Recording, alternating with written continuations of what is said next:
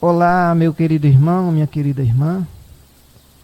Que prazer, que alegria estar mais uma vez, nesta ocasião, com o propósito de trazer uma reflexão da palavra de Deus para a sua vida.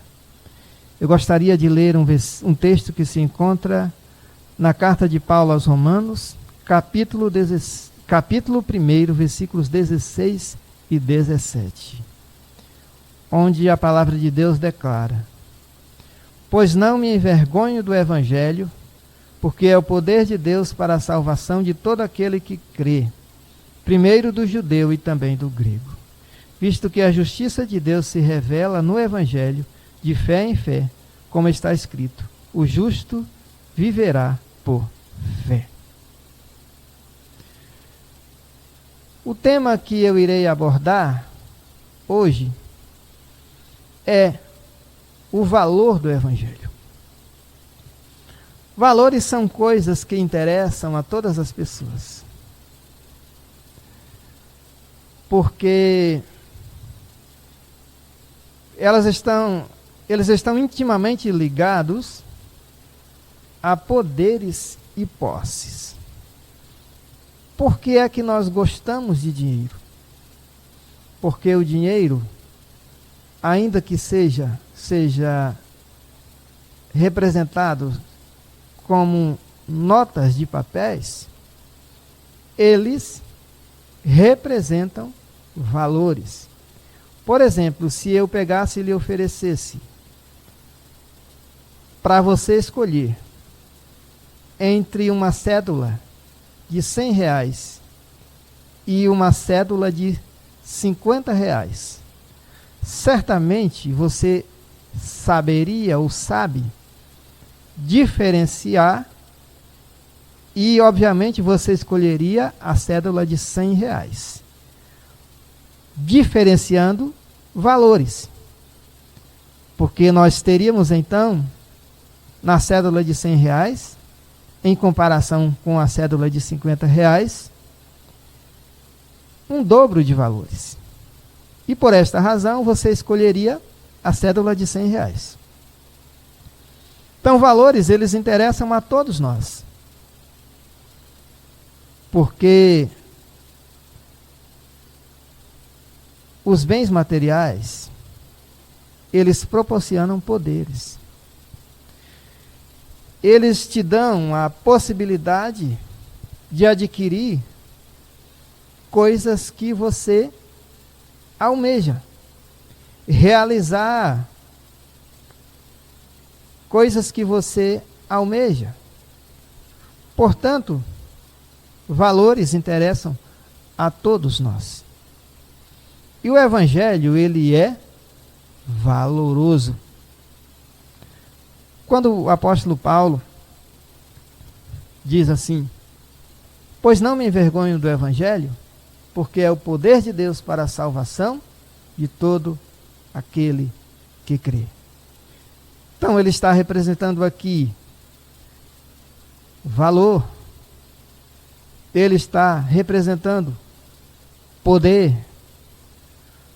Portanto, o Evangelho é incomparavelmente valoroso. Paulo se refere ao Evangelho como uma possessão valiosa.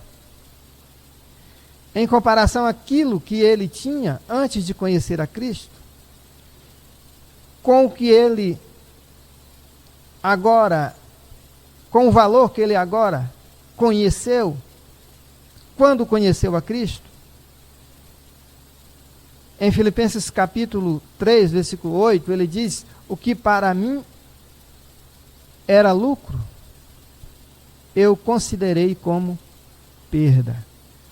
E ele diz: todavia, sim, considero tudo como refúgio, por causa da sublimidade do conhecimento de Cristo. Ou seja, quando ele conheceu a Cristo, quando ele conheceu os valores espirituais, quando ele conheceu o Evangelho, ele considerou aquilo que ele tinha como valoroso, como precioso para a sua vida, como algo, como um refúgio, como algo que para ele não interessava mais. E ele, pensando nisso, ele fala então: eu não me envergonho do Evangelho, porque é o poder de Deus para a salvação de todo aquele que crê. Paulo sabia que seria alto o preço por manter uma posição firme a favor do Evangelho. E isso foi algo que ele fez. E não foi fácil para ele. Assim como não é fácil para aquele hoje que decide, então, aceitar a Cristo, aceitar o Evangelho na sua vida. Muito embora que ele tenha que pagar um alto preço, muito embora tenha que abrir mão de aquilo que ele tinha como coisas valorosas, irrecusáveis, e agora então decide viver uma nova perspectiva de vida.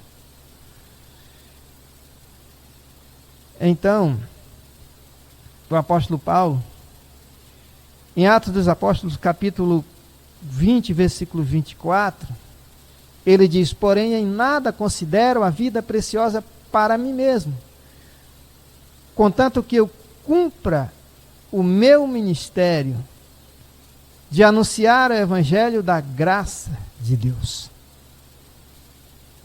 Ou seja, isso chama abnegação. Isso chama abrir mão até da própria vida. Quando Paulo ele fala essas palavras, ele estava em Mileto, próximo a Éfeso, e ele então decide ir para Jerusalém. E quando as pessoas chegam para ele e imploram que ele não vá, é que ele fala isso. E ele diz que sabia que cadeias esperavam ele lá, sabia que ele poderia certamente ser preso por causa de Cristo, por causa do Evangelho, mas ele estava disposto a fazer isso, porque ele queria anunciar o Evangelho da graça de Deus, porque o Evangelho era a coisa mais preciosa na vida dele. Pregar o Evangelho era a tarefa mais sublime, mais preciosa na vida dele.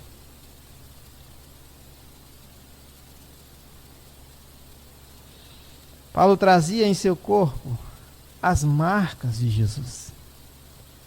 Em Gálatas capítulo 6, versículo 17, Paulo diz: daqui em diante ninguém me moleste, porque eu trago no meu corpo as marcas de Jesus. Paulo aqui não estava apresentando uma figura de linguagem, pelo contrário, ele estava falando das cicatrizes, das marcas que ele tinha em seu corpo. Paulo havia sido apedrejado e quase morto. Paulo havia sido chicoteado, açoitado. Tudo isso por pregar o Evangelho, por falar de salvação, por falar de Jesus. E ele estava se referindo a isso, as marcas de fato ele tinha em seu corpo. Quando ele escreve a Timóteo, em 2 Timóteo capítulo 1, versículo 8, ele diz, ele estava preso por pregar o Evangelho, ele diz: não te envergonhe de Cristo, nem do seu encarcerado que sou eu. Ou seja, ele diz: não se envergonhe. Não devemos nos envergonhar de falar de Cristo, de falar do Evangelho, de falar de Jesus, de falar de salvação. Porque o Evangelho é a boa nova de salvação. O Evangelho é a mensagem de salvação. O Evangelho fala de Jesus Cristo, de seu plano para as nossas vidas, para a vida do homem e da mulher que necessita de salvação. Portanto, eu não me envergonho, diz o apóstolo Paulo. Nós não devemos nos envergonhar. O Evangelho, ele é o poder de Deus. A palavra poder aqui, no versículo 1 do capítulo 1 da carta de Paulo aos Romanos, é a palavra dinamis, de onde originou-se a palavra dinamite. Então o Evangelho é a dinamite de Deus. É um poder de impactar, de transformar vidas. É o poder do próprio Deus, onipotente, todo-poderoso, para salvar a vida do ser humano que necessita ser salvo.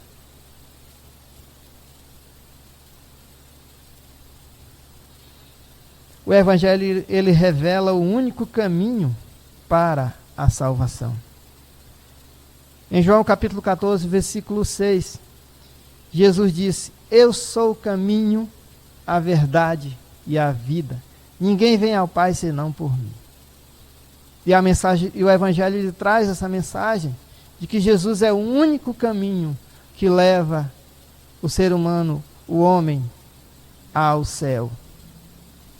Não há outro caminho, não há outro meio.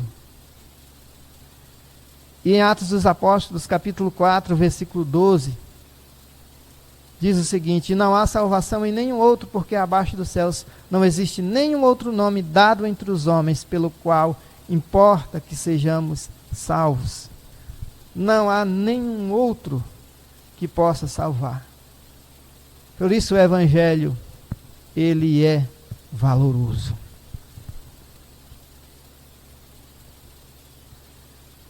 O Evangelho revela a justiça de Deus para a humanidade.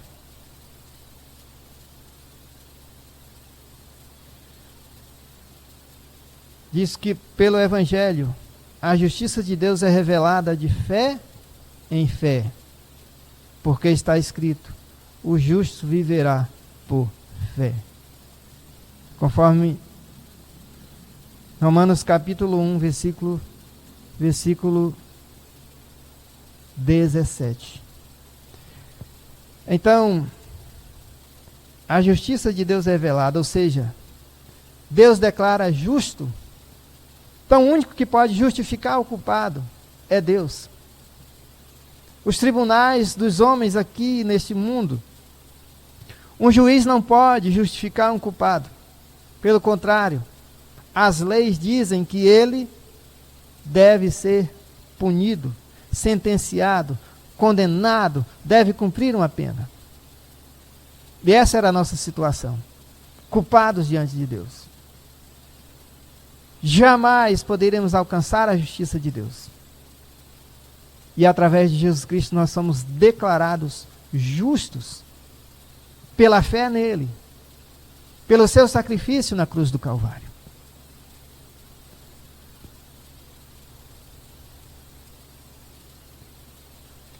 Deus é justo e justificador daquele que tem fé em Jesus Cristo, conforme está escrito em Romanos capítulo 3, versículo 26.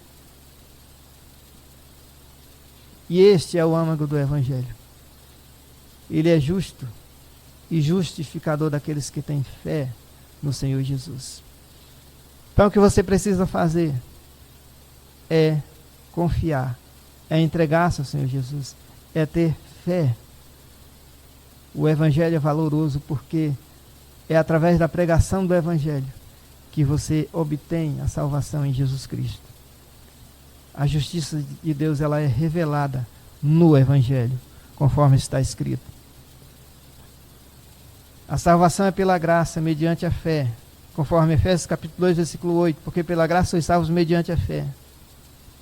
E a fé, ela vem pela pregação do Evangelho, conforme Romanos capítulo 10, versículo 17. E a salvação, ela vem por Jesus Cristo, conforme está escrito em João 3, 36. Por isso, quem crê no Filho tem a vida eterna. O que todavia se mantém rebelde contra o Filho não verá a vida, mas sobre ele permanece a ira de Deus. Crê no Senhor Jesus e serás salvo. O Evangelho é valoroso porque ele traz a mensagem de salvação. E uma vida humana tem muito valor. Jesus disse que o que vale o homem ganhar o mundo inteiro e perder a sua alma, o que dará o homem em troca de sua alma? Então, a salvação é mais valorosa do que todos os valores deste mundo. E Cristo, Ele oferece, Ele dá a salvação gratuitamente, sem você ter que pagar nada. Basta você crer, entregar-se a Ele. E você terá uma nova vida, uma nova perspectiva de vida. Que Deus abençoe a sua vida, o seu coração, de forma que a mensagem do Senhor realize uma transformação em sua vida. Fale com Deus neste momento. Senhor, te damos graças pela salvação em Jesus Cristo, pelo Evangelho que traz a revelação, Deus, da pessoa do Senhor Jesus e do seu propósito de salvar. E queremos, a Deus, pedir a tua bênção para a vida das pessoas que estão nos assistindo nesse momento, para que assim elas possam, Deus, experimentar uma vida nova, uma vida com o Senhor Jesus. E aqueles que já têm experimentado esta vida, Deus, possam se regozijar nisso. Em nome do Senhor Jesus. Amém.